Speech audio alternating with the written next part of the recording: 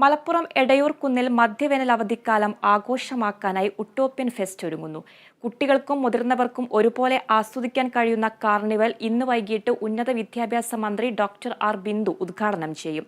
Professor Abid Hussain Thangal ചടങ്ങിന്റെ അധ്യക്ഷസ്ഥാനം അലങ്കരിക്കും. വൈകുന്നേരം 4 മണി മുതൽ വൈകിട്ട് 10 മണി വരെയാണ് ഫെസ്റ്റ്.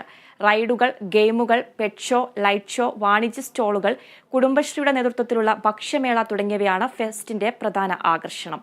1 ലക്ഷം പേർ കാണികളായി എത്തുമെന്നാണ് സംഘാടകർ പ്രതീക്ഷിക്കുന്നത്.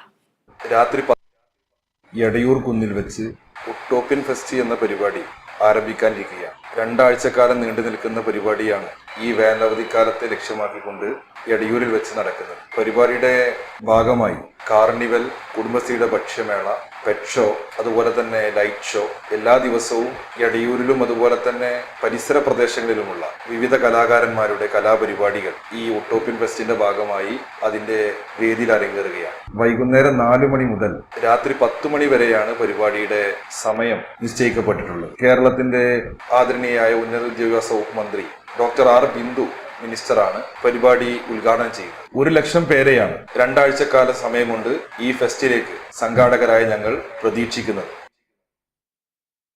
ഇടവേള.